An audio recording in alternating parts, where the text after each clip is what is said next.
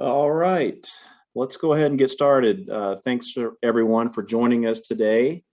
My name is Rodney Apple. We're going to be covering hiring and retaining supply chain professionals in a competitive environment. This is part two of our two-part webinar series.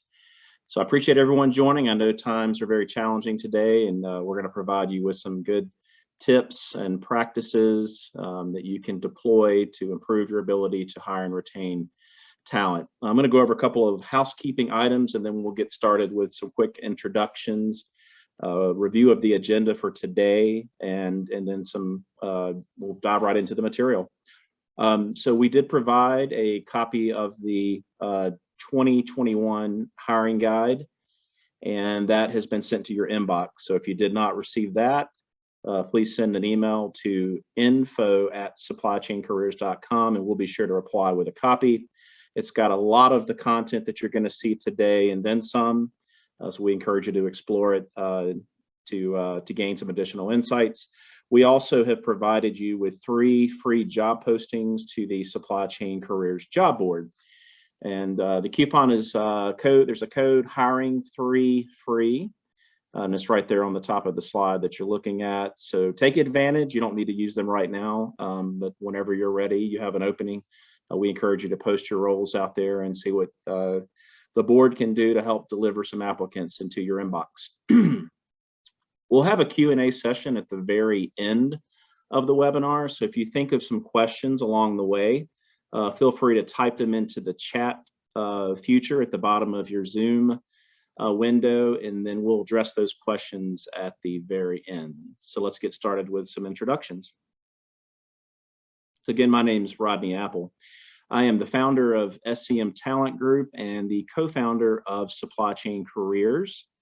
My background is 25 years in end-to-end supply chain recruitment, and I spent about half the time in corporate America with some companies that you'll likely know, starting out with the Home Depot. Claim to fame, I went in and helped put their very first integrated supply chain department together. From there, I went to the Coca-Cola company and led their North America supply chain recruitment, eventually taking the global supply chain functions on. From there, I went to Kimberly-Clark and wrapped up my corporate career with Cummins on the automotive industrial side of the house. So having filled about 1,000 different professional to executive supply chain positions, certainly gained a great perspective and some insider insights into how things work, behind the scenes in some very large and dynamic supply chain organizations. The second half of my career has been, running SCM Talent Group, which is focused on helping companies find supply chain talent at the professional and executive level. For about 7 years, I served as the supply chain career coach for APIX, which is now ASCM, the Association for Supply Chain Management, where I was contributing content and webinars around professional development, and also wrote for their magazine, SCM Now. Over to you, Mike. And I'm Mike Ogle. I'm on the full-time supply chain faculty at Appalachian State University, and I'm also a co-founder of Supply Chain Careers. And previously, I spent 15 years at 2 of the leading supply chain associations, MHI and ASCM. I was a VP at MHI and a senior director at ASCM, primarily focusing on research types of issues and then also on academic engagement side of things for the associations. I've also been a full-time faculty member at 4 different universities, primarily with a focus on industrial engineering.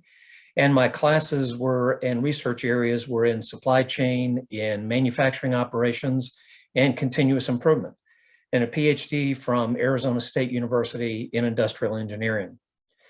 And now we'll have an introduction to our sponsors that make the webinar possible.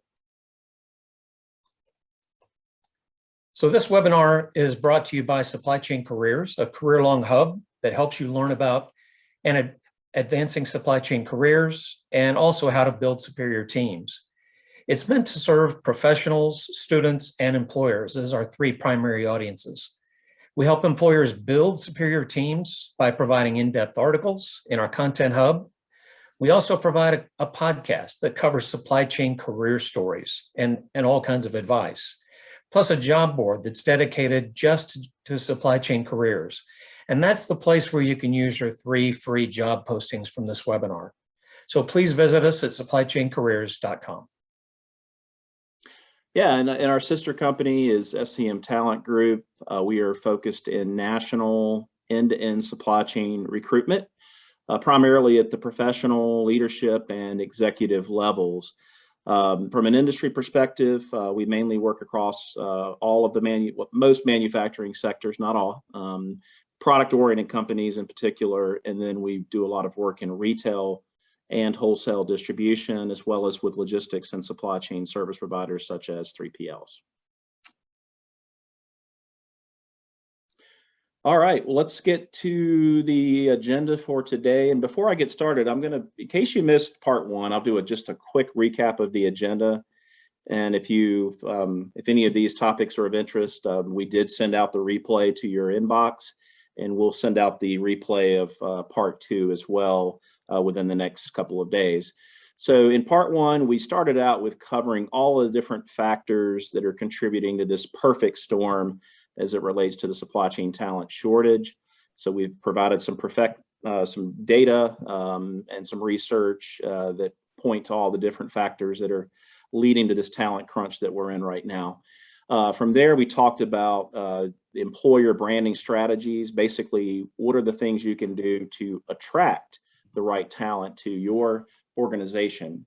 We talked about how to turn your organization into talent scouts, and that basically means just taking recruiting and making it a team sport, so everybody's actively involved as it relates to referrals and things like that. And then speaking of referrals, we talked about how to develop or optimize your employee referral program. That really should be your #1 source for candidates. We talked about, on the development side, how to create a supply chain leadership development program. These are excellent programs for attracting, developing, and retaining supply chain talents. I call it like the talent trifecta. We also covered implementing a mentorship program. These are great for accelerating onboarding, development, and it certainly helps with retention as well. And then we talked about streamlining the hiring process. And I've seen companies that do it great, and I've seen companies that make all sorts of mistakes and have bottlenecks, and time kills all deals in a market like this. So you want to err on the side of speed and efficiency and creating a very positive candidate experience. Today, we're going to cover some related topics and programs, such as forecasting your talent needs through a workforce planning study. That's similar to supply chain planning, except for you're doing it on the people side. And then we're going to talk about university engagement that goes way beyond the basics, how to develop or optimize an internship program, how to leverage professional development through academia, as well as through the supply chain associations. And then we're going to cover how to expand and even elevate your candidate sourcing and recruitment channels. After that, we'll wrap up with a Q&A. So again, insert your questions as you come along, and we'll cover those at the very end. All right, so I'm going to kick things off here with probably something that a lot of, I would say, smaller to mid-sized companies may not do, at least on a rigorous basis, and it involves forecasting your talent. It's workforce planning. And I was handed this responsibility when I worked at the Coca-Cola company and led their supply chain recruitment. And as you can imagine, it's a pretty large supply chain organization. We covered everything from sourcing, procurement. We had, a couple of dozen factories that were involved as part of this exercise, had logistics, transportation, warehousing, all the classic functions in supply chain, and that was for North America. So they asked us to do it, and they gave us gave us the framework and the processes and the tools, and so I was kind of a guinea pig doing it, but it was a wonderful exercise, and it really opened up my eyes into the importance of doing this. I like to think of it, as I mentioned, to supply chain planning, S&OP, if you will, where instead of planning out for your raw materials for production or your finished goods, you're basically forecasting the talent needs, i.e. your demand across the organization and the resources that you're going to need to meet that demand, i.e. your supply. So it involves developing a forecast over a period of time, and then just like your 12-month rolling forecast, and then you're going to basically make sure your organization is equipped. They have the right people, they have the right processes, the right strategies, the right tactics to satisfy that talent demand. So some key things that you're going to want to do, a lot of this is pulling data, and that's where I spent a lot of the time here, was looking through, working with compensation and pulling a lot of reports as it relates to attrition and things like that. I was able to cut across locations, job functions, and families, and things of that nature. We look at the hiring patterns also, like when you look at at your attrition, where does it mostly happen? And we could identify several factories, like production team leaders was one of the big ones. And what we were attempting to do with this particular exercise was, where are we going to need to kind of beef up our talent sourcing and potentially establish some pipelines of talent above and beyond, the normal things that we do in recruiting, which was all over the board as it relates to the different supply chain functions and factories. So that was a big one that we identified. We looked at our recruiting metrics. What were we good at? Where do we have needs for improvement? We did that across those job functions and families. What are some of the most difficult roles to fill? A lot of that was based on the location. Some factories were just in the middle of nowhere, not close to a big metro area. So we kind of put those on a list that we're going to require probably some additional attention. We looked at succession planning. Where do we have great succession planning, and then where do we have gaps? Who's going to be retiring within the next couple of years? We're going to need to try to maybe put some additional development on those internal resources, those successors, or we're going to have to go outside when someone retires. And this is designed to make you proactive versus, oh boy, our VP of logistics just left, and then you're in a bind. You don't have anyone to succeed that individual. We looked at strategic business plans, looking at, are there any mergers, acquisitions on the horizon? Are there any hiring initiatives? Are we going to build any new teams? I remember we put in a new team called Supply Chain Strategy that I helped fill. Are we going to be opening or even expanding new distribution centers or factories? So basically, you're going to break down the landscape and understand where things sit today and where you're having your challenges, where you're having your gaps. And you're going to, basically record all of this data. From there, you want to gather a cross-functional team. And so we would gather the different business leaders and stakeholders across the supply chain, obviously, myself and other HR partners that support the supply chain and manufacturing functions to participate in this exercise. So gathered all the data. And then from there, we kind of went through basically like a SWOT analysis, where we're identifying strengths, weaknesses, and looking at our opportunities and threats across business units, departments, and the operations. Some of the questions that we ask, what's our growth trajectory? What's our attrition rates? And also, why are people leaving? Those are some things that we could also course correct.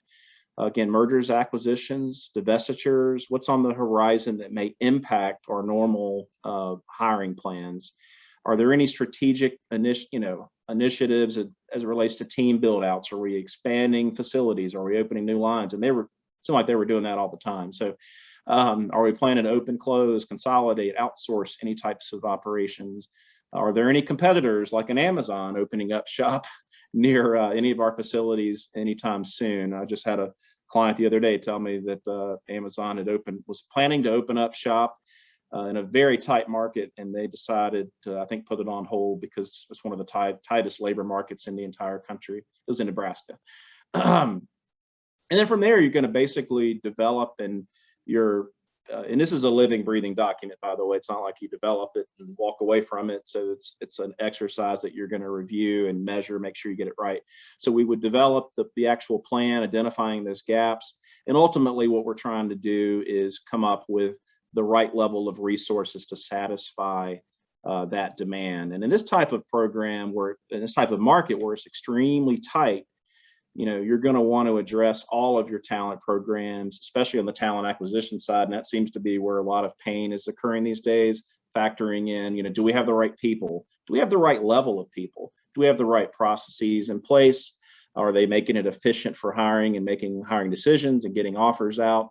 Do we have the right systems and tools and things like that? And what I've found, is a common mistake, in my corporate days is, sometimes the talent acquisition programs aren't really looked at by senior leadership as a strategic value-added partner.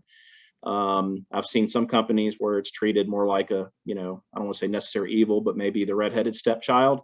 There's always been this mantra sometimes of do more with less. And that leads to a very reactive approach where the squeaky wheel gets the oil. And I've worked in those environments where I've had 35, 40, sometimes 60 openings across the supply chain, across all these locations. It can make it very, very challenging. So, err on the side of being proactive and having a very well-resourced team in markets like this, and err on the side of right-sizing your recruiting organization, looking at the organizational design. Do we have the baseline team to meet normal hiring? And then what can we do to go above and beyond for peak hiring or in tight labor markets? You've got solutions such as adding contract recruiters. I've worked as a contract recruiter. I did it for years in partnership with the full-time team. You can go ahead and proactively establish services agreements or MSAs with supply chain search firms or staffing companies or even recruitment process outsourcing companies. I've had some of the larger companies out there reach out to us like, we don't need you right now. We're going to need you later though. Would you want ahead and go through the exercise of getting on our vendors list? I've had that happen several times, and one just reached out yesterday. Hey, we're ready to rock and roll. Let me know when you have time to talk. And so that's being proactive instead of being reactive. And then making sure you align the right task with the right people on the team. I've seen so many companies make the mistake. Well, hey, recruiter, I want you to do all the administrative work, all the scheduling, prepare the offer letter. That makes no sense. You want to get the maximum value out of each individual. So that work should fall on an administrative assistant or a staffing coordinator. In this market, you may want to consider having somebody, focus on just doing sourcing. And there's, if you look how procurement split out strategic sourcing, and then the operation side of procurement and recruiting is the same thing. Many companies have separated that candidate sourcing from the full lifecycle recruiting. So that's another solution that you may want to look at. Bottom line, in a tight labor market, invest into your talent teams, err on the side of more versus less, better resources versus average, and then making sure you've got the right contingencies in place and the right partners instead of trying to do everything yourself. All right, thank you, Rodney. What I'd like to be able to talk with you now is how to properly be able to engage with academia and to be able to do that beyond recruiting. Because we find that too many companies just tend to look at universities as a place where you go hire some entry-level students if you happen to need some. That can clearly be an objective of what we try to do, but there are many ways that you can engage and should engage with academia, and they tend to go well beyond the student hiring transaction. So what you need to be able to do first is think about how many universities is enough universities, how many is too many universities to try to establish a true relationship with. I want you to revisit this thought once you hear me go through a variety of the tactics that I think you should be pursuing, because you can see that there's a little bit more work and a higher level of engagement. You can't go out and get 80 universities, for instance, and have the right kind of relationship. Maybe 8 to 10 could be a max for your company. Maybe it's 2. It depends on what you can really do to be able to get the most out of that relationship. So it is about more than students, is really my first major point that I want to make. Students come and go. They are the valuable part of what happens to come into your organization and be able to produce for you. But you have to engage the faculty, the staff, the department chairs, the deans. Plus, I would say one commonly overlooked area are the career services representatives. They're the ones who know all the career-related types of issues and how they work with students and how they work with the department chairs and who to connect to. So make sure that that is an emphasis for you. Establish those ongoing relationships with the people that stay as the students come and go. I always call those relationships the gift that keeps on giving. The students are a one-time thing, the individual students are, but set up those relationships. So the investment goes a long way to getting you the opportunities that then, of course, get you introduced to the latest, best, and brightest students, because they know who they are, they know who you are, so they can make those connections. I would say that also is part of being visible on campus. You got to make sure that you have a visibility that goes beyond a job posting and an interview. So think about career services. It's an office that you may not have had any interaction with before, but make sure you have those conversations with the career services offices. So contact them, find out the ways to get information out to students and faculty and staff, the different events that are going on. You need to know how to post job opportunities and be able to conduct information sessions and do all kinds of other different things that I'll talk about in just a moment. Most do this in interacting with students through some type of non-public cloud-based type of system, and there are different kinds of systems that different universities are using now. But just like your use of cloud-based services and having those kinds of things where you log into it and your people log into your cloud-based system that's private to you, the universities are using these as well. And the career services offices will help you understand what they're seeing and what you can post. You can put information about the companies on there, jobs and internships you have available, plus other events that are happening on campus like career fairs or lectures that you're conducting or information sessions that you might be conducting.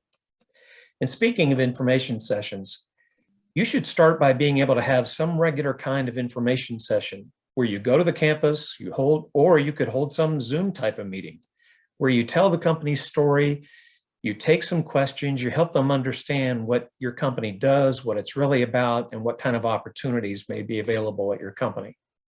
If it's in person, you might want to provide some snacks and drinks. Students still value pizza and soft drinks, but I've heard from my students that they've gotten a little bit tired of those kinds of things, but I think in the end, they'll take just about anything. But think about other options that might be created as well.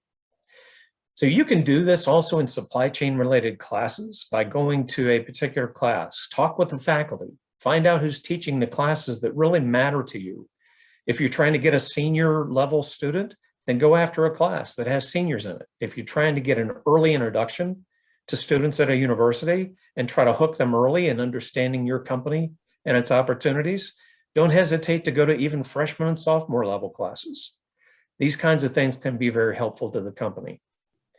Now, of course, you have to be at the career fair. One of those aspects of going to career fairs, it's a great place to be visible. And I think the other thing that is really valuable about going to a career fair is it's much like a speed dating experience.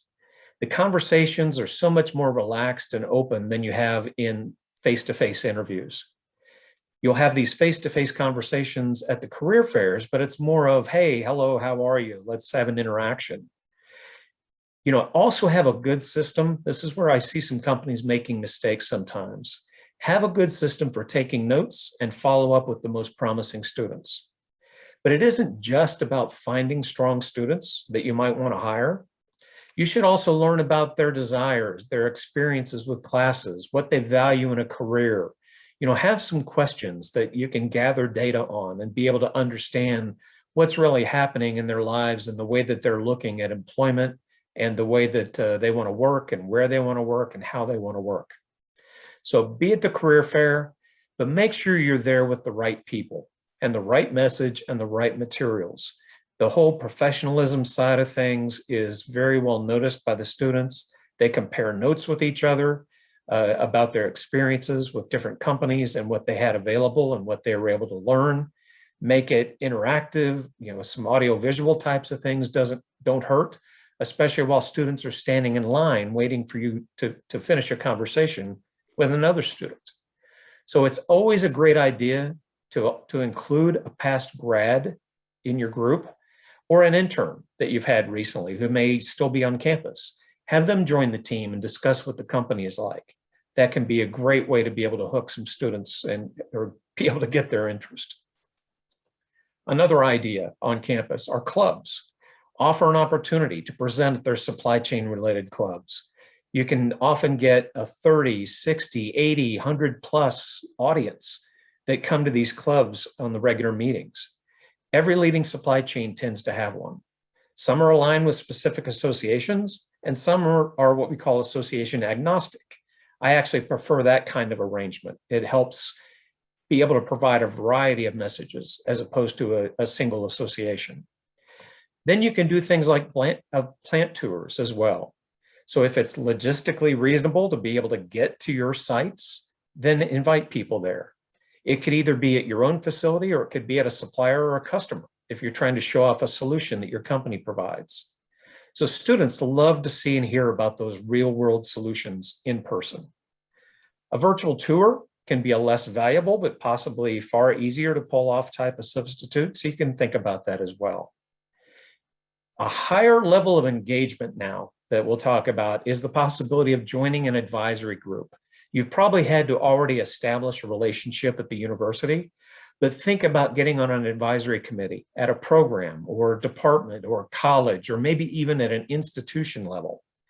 The companies that do that really have a great opportunity to be so much more visible. They network with other companies. It's typically non-competitors, but you'll learn about their hiring and development best practices and be able to share those. So it's really a good opportunity. And then finally, for this topic, I'm going to say, show them the money or the goods. So provide scholarships, especially if you've been successful in hiring and developing good employees at that university. Essentially, you're investing back part of what you got from a great hire. Visibility is greatly increased when financial contributions are clear, and money tends to speak a little bit louder. If you also provide in-kind kinds of gifts, it could be your time, it could be software, it could be hardware, it could be lab facilities. Another area where you can do this type of work is in projects. Get your faculty or get your people involved in faculty projects, possibly providing data, case studies, problems to solve, or different kinds of expertise. So as you can see, there's really so many ways to get involved with universities that go beyond simple recruiting and hiring transactions. So next, I'll take a look at one very specific type of program, the internship. Some of you may or may not have offered internships before, but I've always told employers and students that internships are really the ultimate try before you buy kind of experience. Now, there are both internships and there are co-ops, and there are some other named types of experiences, but the most common is an internship. Typically a single semester, maybe you invite a student back for another semester, maybe they move on to have another opportunity. Co-ops are a multi-semester type of experience, but I'll concentrate on the internship side of things for the moment because it is the most common. It's a place where employers get to see how a student performs. And then, of course, the student gets to see the company from the inside, and they get to see if it's the right place for them. Plus, employers get to see how current students think. They're able to find out fresh ideas, things that are being taught in classes at the schools currently that they like to work with. But even if you've never had an intern or worked with a particular school before, get started. It's a great way to get those university relationships strengthened. But you need to follow some tips. Make sure that you're doing it right. First of all, I would say you got to make sure that you're hiring serious. The internship is not about filling a temporary hole or to get a special project done. Send the student on their way after they're finished with no intention of possibly hiring them. It's not a bad idea, and it is a bad idea, and you'll end up finding the students talk, and it's hard to find the best and brightest students after that. Yes, you could get a project done, and yes, you could fill a temporary hole, but that objective is really to give the student an opportunity to prove themselves and possibly become an employee. The second that goes along with that, second idea, is to be assignment serious. Make sure that that assignment is well planned and has some clear value. Gone are the days where somebody would hire somebody as a gopher and tell them just to follow people around and shadow them and try to understand what's going on with that. You really need to be able to review these assignments and make sure that they're being done correctly and that there's a challenge involved. Have people talk through what they're planning to do and give them feedback constantly. If they don't get the feedback, they can't make course corrections along the way. So don't make the mistake of just assigning a student to somebody in the company without knowing what they're going to be doing. Know the supervisor, know the skills, and be flexible. That's the next part of what we really need to concentrate on. So, of course, make sure the supervisor knows they're getting an intern. Yes, it still does happen. Somebody gets surprised on a particular day. By the way, this is your intern for this summer. And make sure that the supervisor values internships. There should be a plan for why they're being given an assignment, and it should point clearly towards evaluating the type of work that you really need to have done. Make sure hard skills are involved in it, of course, but also exercise the soft skills. They need to work in teams, they need to make presentations, they should go out and do things like gathering data, seeing operations, and do work at a lot of different levels. Introduce them around the organization. So plan well, but don't be too scheduled, because you need to make sure there's flexibility in there as well. And I would say a very important thing that we hear from companies is to be able to give them assignments that you can see how they work with incomplete information, as opposed to some of the things that they get within their classes where there may be an answer. So make sure that that's clear. And I would say also focus on the right level. We've heard from companies that they've made mistakes in the past of not targeting their work at the right level of student. It's possible these days to have 3 internships. 2 is common, 1 is almost a minimum these days. Make sure your target is clear then. Is it a senior, a junior, a sophomore, a graduate student that you're after? Make sure you state it clearly and what kinds of skills are needed. And then think about timing. How early should you be able to go out and try to get this internship filled? You can't do it in a month, prior to wanting to have one in there. You can try, but the experience isn't going to work out very well. It works best when both employers and students can plan well for that experience. So advertise a summer opportunity in the fall semester and other opportunities with a similar kind of lead time. Give yourself plenty of time to get those good applicants and be able to work through the applicant pool. If you can't get approval for that much lead time, it doesn't mean you shouldn't do it. It just means you're going to limit your talent options. So target specific schools as well by contacting their career services offices, but you can advertise them on your own site. And then the last thing I'll say as part of this particular slide is the before and after. So we talked a little bit about doing the internship, but once you've extended an offer, keep in touch with the student before they even get started. Get basic information about them that can be shared with a supervisor, and make it easy on the student. Do they need housing advice? Do they know the dress code? Make sure that all the onboarding processes are planned for and they go smoothly. Then in the after part of this, so once the internship is finished, provide clear constructive feedback and ask them for information about their experience and what the company can do better. Give clear messages about their future opportunity with the company. There's nothing worse than when a student finishes and they don't hear anything about it, or they end up hearing from the company, hey, keep in touch. It's a very vague type of instruction that the student really doesn't know how to handle. So drive that relationship. Supply chain is a large industry, but a small industry at the same time, and there's a lot of communication, so treat the students the way that you'd want to be treated. So next, I'll take a look at some of the ways that you can pursue more and better professional development opportunities through associations and academic institutions. I think we all know that with our own jobs and careers, that ongoing professional development is really a necessity. Supply chain changes fast, and companies need to know issues and develop people. And people know if they don't learn, they're falling behind. So don't end up not developing your people, because they'll say, either develop me or watch me walk away. Professional knowledge tends to lose value over time, of course. So it's really important to keep learning, whether it's through publications, whether it's through associations, or whether it's through academia. So that's what this topic is all about. First of all, like I've said before, take it seriously. Encourage planning and discussion about getting involved in professional development. Don't just say that you support it. Show it in your policies, your processes, your planning, your financial support, the time reporting and evaluations. Prove it in the company's habits and in the recognitions and rewards that you provide. So let's look at academia first. And I really want to stress that before, when we were talking about the academic side, it's not just about degrees.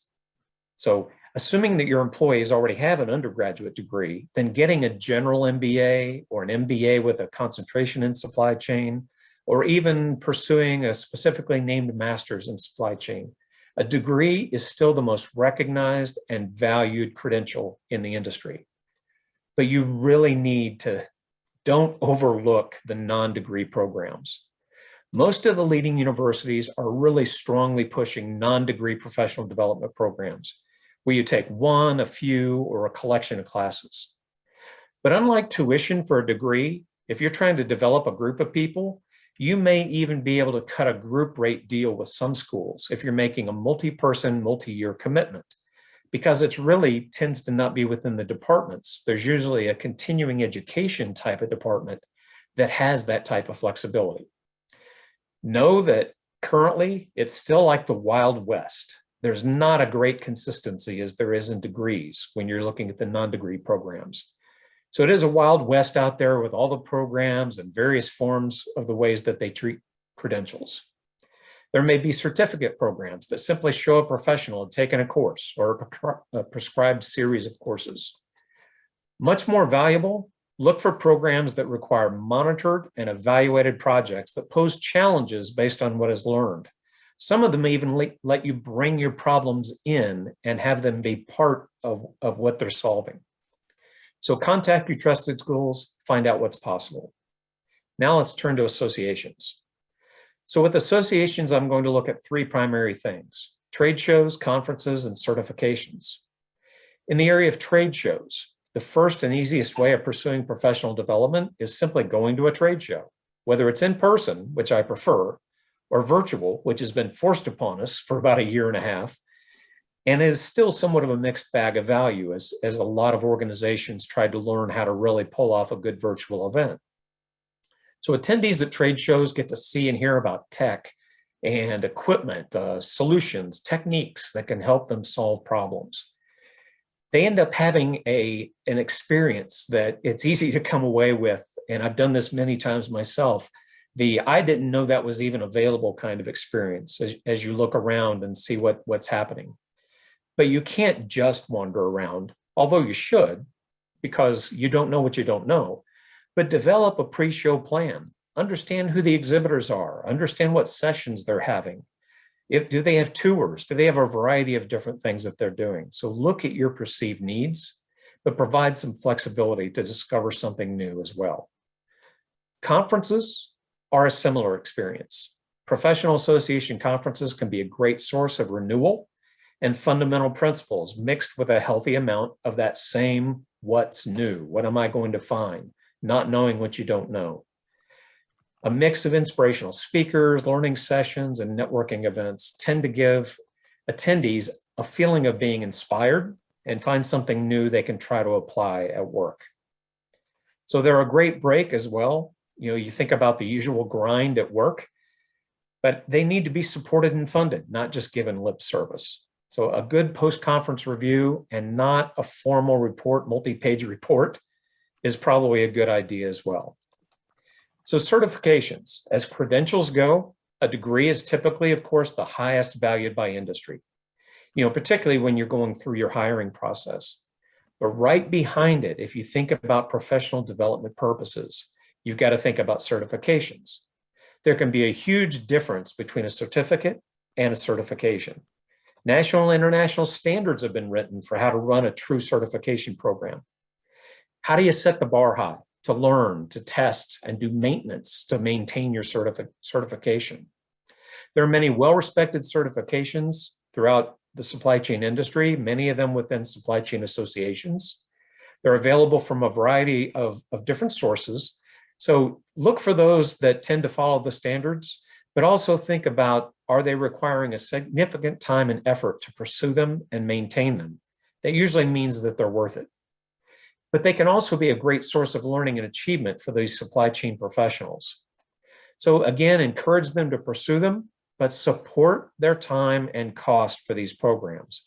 Recognize them, reward them, make announcements about them, share this with others to encourage others and be able to prove that you really support it.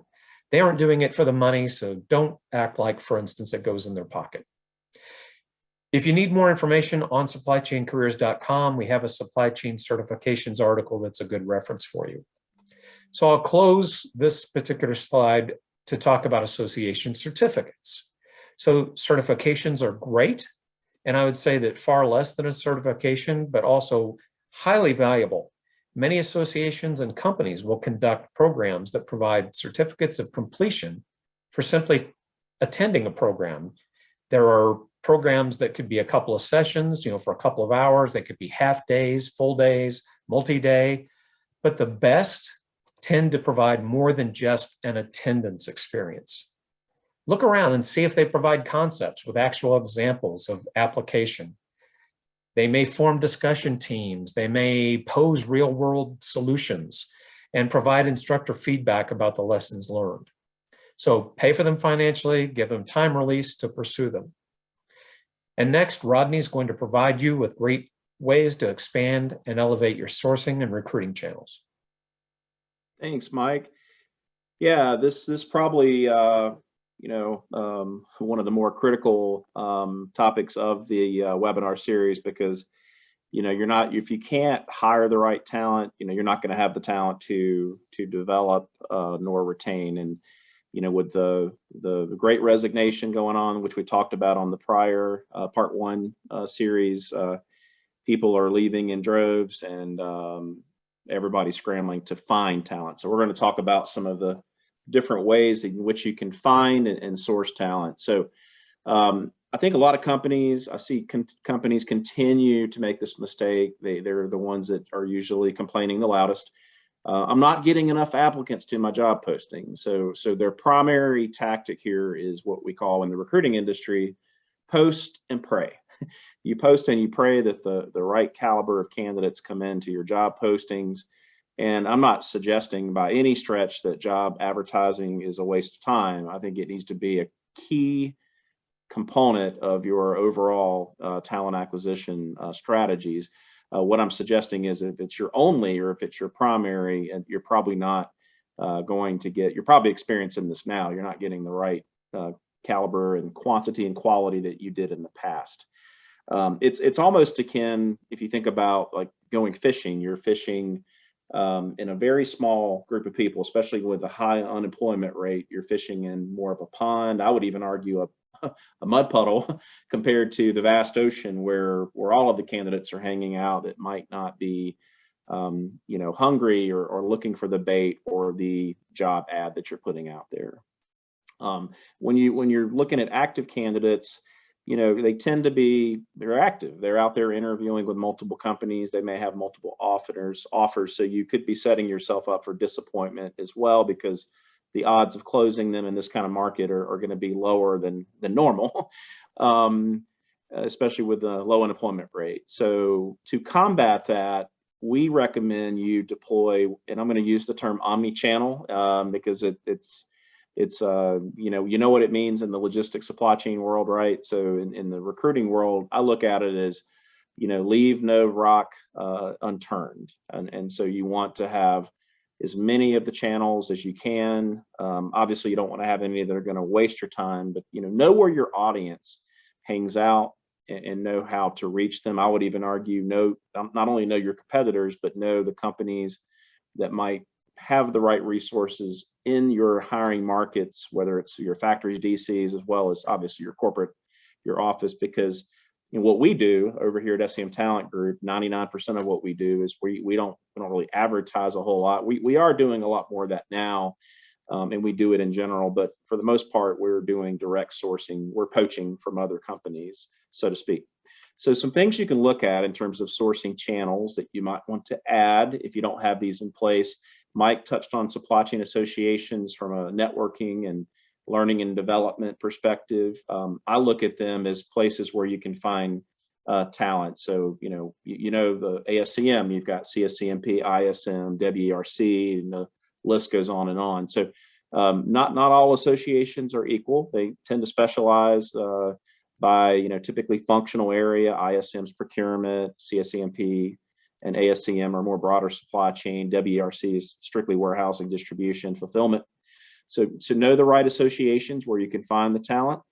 You want to consider paying for your employees' membership dues and get out there and have them network and search for people that could be viable for your openings. There's chapters all over the country. Get them out to consider sponsoring those chapter meetings. Consider sending them and paying for their room and board, as well as their to some of the bigger conferences where you'll get people from all over the country, if not the world. One probably underutilized tool that the associations offer is with online membership directories. I've had some great success over the years running searches in those directories. You can search by company, by name, by title, things like that. And that can give you people to reach out to. And then you simply say, hey, I'm a member of whatever the association is. I'm just reaching out to network. And that's a great tactic. Your internal database. When I worked in corporate recruiting, as you can imagine, Coke, Home Depot, just who knows how many, hundreds of thousands of resumes are in there. It's often under tapped though, and it goes back to sometimes recruiters are so busy they don't have time to do a lot of sourcing. But this is why you run ads. You may not get the perfect candidate coming in that you hire, but if you keep those ads out there for your positions, you're going to bring more resumes, more relevant resumes into your database. And you should absolutely set up lists, and however your system works, there should be ways where you can segment the list by location or function or job title, and that can give you a quick, easy access resource to tap into. There's other paid recruiting tools. We all have LinkedIn recruiter licenses here. It has paid an enormous return on the investment over the years. Gives you all kinds of ways to filter. So I'm not going to get into that because that's a pretty well-known tool, and a lot of companies are using it for both advertising and sourcing. But make sure you master that tool. There's a lot of really cool tactics that you can get into, and I'm not going to give a lecture here on how to source, but make sure you're paying for those tools for your recruiting staff. We recommend when you post, the big boards like Indeed, they're kind of a generalist jack of all trades, and they tend to be free, so take advantage of that. Of course, they actually scrape most career sites, so you really don't have to do a whole lot. But what you might want to do is put some budget behind advertising and bumping those postings up to the top of the list, so they're not in a giant sea of postings that can get lost. You also want to factor in, your specialized job boards. Obviously, we have one over at supplychaincareers.com that is focused strictly in the end-to-end supply chain operations, manufacturing, and related spaces.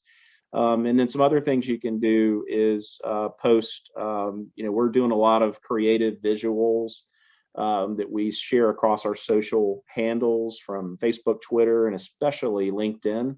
And we're pushing them out across our team. It's not just our marketing or our business page posting out. It's going out across our team. And then we'll, just make sure you don't overdo it. And that gets a little bit annoying when you see somebody posting the same job or the same message over and over. So scatter those out. It's just another way to draw attention to your company and get your postings out in front of people. If they click it and like it, comment, or tag someone that might be a fit, that's a great thing.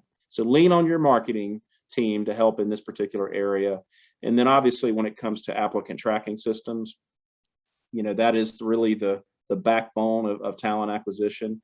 If you've got a dinosaur Neanderthal type of a system that's basically more clicks, more data entry, it's time to make an upgrade. So evaluate that, lean on your recruiting team, get their recommendations and get their feedback on what's working, what's not, and get together and figure out what is the best package that'll work for your business. There's so many good ones out there. Some are designed more for corporations, some are designed for agencies like SCM Talent Group. But it can absolutely improve the efficiency as it relates to streamlining the hiring process, scheduling. A lot of them now have really fancy marketing and CRM type tools and technologies that enable you to do blast, to post your openings with a click of a button across your job boards, across your social sites. You can set up drip campaigns, which is basically sequences of messages incorporating email, LinkedIn direct messages, some of them allow texting, and so you can set those up, kind of turn them on. Just be careful not to overdo it in that area. Nobody likes to be blasted with templates, but if you do it right, it can be highly effective.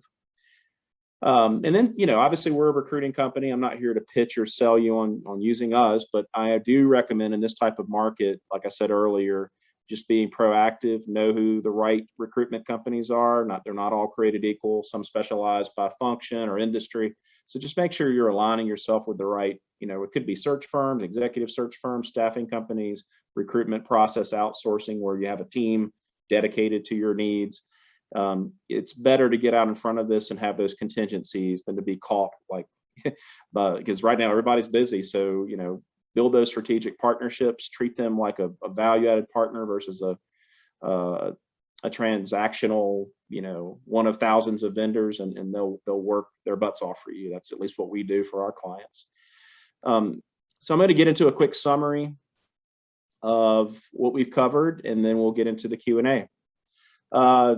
So basically, in this kind of market, what we're saying here is that it is critical to invest into your talent strategies, especially on the hiring side, but you also want to do it on the development side, as Mike talked about quite a bit, and that's why we included those topics, and obviously on the retention side. And if you do the development piece right, and you've got some flexibility, and you've got building the right culture with the right values, rewarding your employees in the right way, that can certainly help with retention.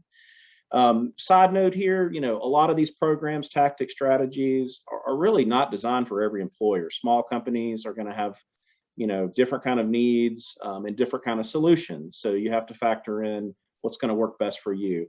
I'm a big fan of kind of segmenting things by what are the quick wins, what can give us the best results with the least amount of time and investment, and then be thinking about the more broader, longer term programs in tandem that you could be working on, evaluating and implementing or even improving, that may cost more money or time to deploy. But everything begins with assessing your talent programs. Again, SWOT analysis is a great tool to do that, getting under the cover, looking at the data, looking at the metrics, that workforce planning study we talked about, identifying those gaps, putting in the corrective action plans, a lot of basic business stuff there, but you need to apply that same rigor like continuous improvement folks do to your talent organization. And we've done that in the past. At Coke, we had a operational excellence Lean Six Sigma black belt come in and did wonders for streamlining our hiring process. Focus on strengthening those teams, the people side, making sure the organizational structure and alignment is in place, the right task with the right people. You're not wasting people's time, getting maximum value out of each individual on the team. Evaluate the end-to-end hiring process. Make sure you got the right systems, upgrade that ATS if it's a Neanderthal system. Get the right tools in place, pay for them. Don't be cheap when it comes to sourcing tools and channels like we just covered. And make sure you're implementing and optimizing those broader programs, strategies, initiatives like employer branding, those leadership development programs, strengthening your employee referral programs, putting in tools to help automate that, putting in the right external partners and resources, the universities, the ones that are going to fit your needs, align with them, go above and beyond. Your external recruitment partners, be proactive, get those in place, get those contracts in place so you can lean on them if and when you need to.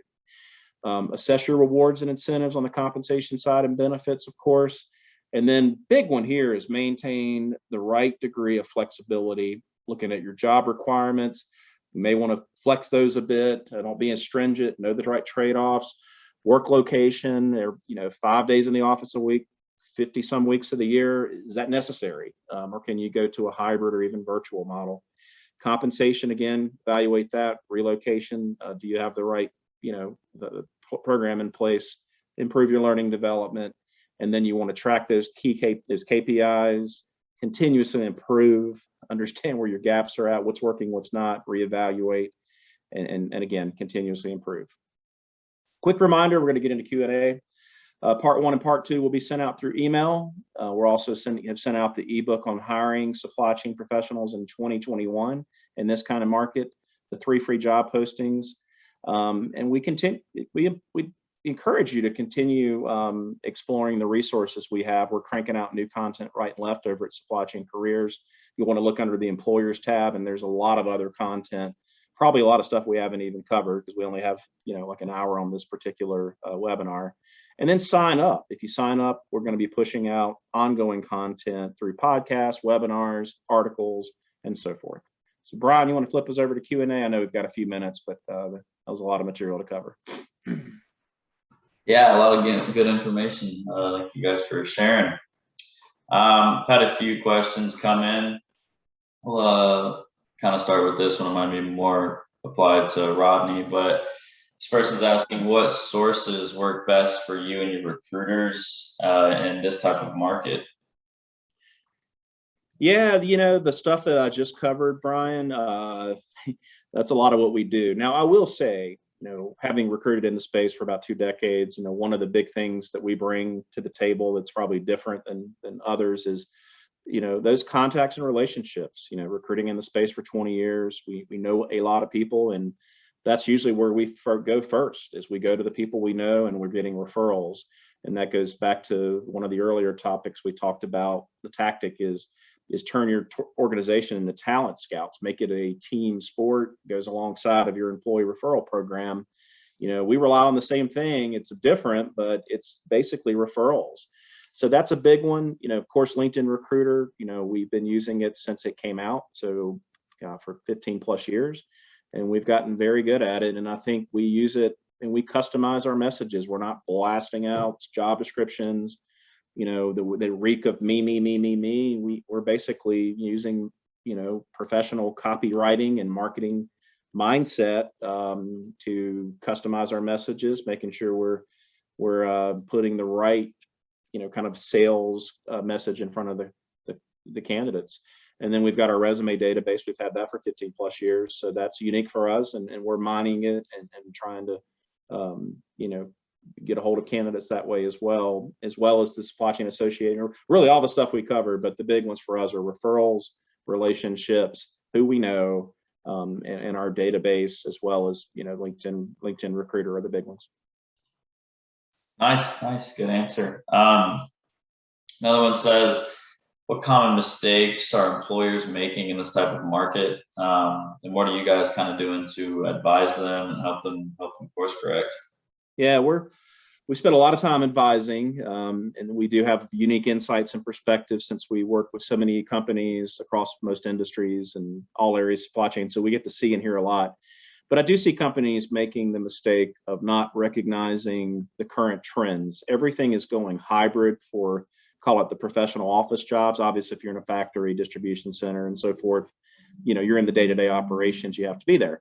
But just being stuck in the mud and insisting that, we have to be in the office when obviously the last year and a half, a lot of people have proven they can get work done and be even more productive because they're not sitting in a car, sometimes commuting for 1-2 hours every single day. So that's a big one. The requirements, not insisting on the perfect candidate. It goes back to understanding what's really required for the job, what could be developed in a reasonable time frame, the trade-offs, maybe looking outside of your industry, and then the compensation. Okay, our ceiling is right here, but somebody's $5,000 off the mark, and you're going to leave that great candidate hanging. Maybe do a sign-on bonus, maybe do something like a mid-year review where you could potentially bump the person up then after they hit certain objectives and goals. So just being flexible. I see just companies aren't being flexible, and then you've got those that are just just basically what worked for them before, they're thinking it's going to work for them now. I mean, even at SCM Talent Group, we're doing creative problem solving against all of our searches, especially the more difficult ones, trying to solicit ideas and thoughts across our entire team. So we're making recruiting a team sport over here and collaborating very closely on searches, looking for ideas, referrals. What's another rock that we may not have uncovered? It goes back to making it a team sport and getting the whole organization involved and not just relying on what we did before. And then putting the right team in place, the right process, the right tools. I think a lot of companies just don't know what they don't know. So I think if anything, you should be reaching out and getting consultation, getting advice, whatever you can do to up your game and improve it. I just don't see a lot of companies making the right effort And again, these are usually the ones that are complaining and the loudest while they have their postings out there. I'm not getting the right people. And again, that rarely yields the right results. So everything we talked about today is, you've got to be looking at all of the above. Doesn't mean everything we talked about will be relevant for your business, especially if you're a small company, but you really need to be evaluating all of the above: people, process, systems, tools, your strategies, your tactics, and figure out what's going to be best and just try to move that needle forward. That's your best bet. And I would add in one other thing that I've been seeing and hearing about are the filtering types of systems, which can be great, when they're looking at particular kinds of keywords or degrees.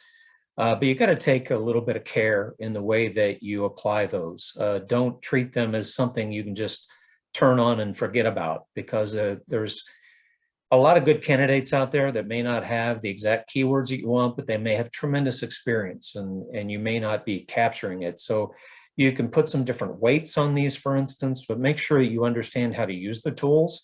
It's like any other tool. If you don't know how to use it right, you're going to make some big mistakes and leave some really good candidates on the table. And the same way, if you don't know how to use the tools, you may end up getting a lot more than you thought because you didn't write your job description the way it probably should have been written, to put emphasis and scoring value on particular characteristics. Yeah, that's a good one, Mike. A lot of companies, they put zero time into the job descriptions and they'll repurpose them across many different departments. And it's just reeks of laziness that I don't care and I'm just going to put something out there, and they'll be the first ones complaining when they don't get the right people coming in. And then they'll overdo it on the pre-questionnaires like you talked about. And I'm going to have 15 questions, or I'm going to put an assessment in front of this candidate before they even talk to a live person. That is the quickest path for people to look at it. They're going to be like, I'm not going through this exercise. Applying online is painful enough. Putting them through assessments and a bunch of questions. It's okay to have a few questions that knock out people that should not be applying to begin with, but don't overdo it, especially in this kind of marketplace. That's great. Great point, Mike. Thanks. Well, it looks like we've about ran over our time a little bit. Ronnie, you want to close it out for these people? Yeah, let's close it out here. Again, part 1 and part 2 will be sent out through email. So be on the lookout here in the next 1 to 2 days. We'll get this out to you, the replay, so you can watch the whole thing. You've got the ebook on hiring supply chain professionals in 2021 that's been sent out through email, the 3 free job posting, the supply chain careers job board. And then we encourage you to sign up, and you'll receive future content advice as we put it out, which right now we're trying to double down on that effort. So sign up, and we look forward to helping you achieve your hiring goals, as well as building teams, and even on the professional development side, we've got a tremendous amount of content that's designed to help students and professionals advance their own careers. So check us out, and if you need to reach out, you have any questions, feel free to email us at info@supplychaincareers.com. And thanks again for attending and spending time with us. We wish you well in the balance of 2021 and going into 2022. We'll see what things unfold in the times ahead, in these crazy times that we're living in, especially in the supply chain world. So thanks again.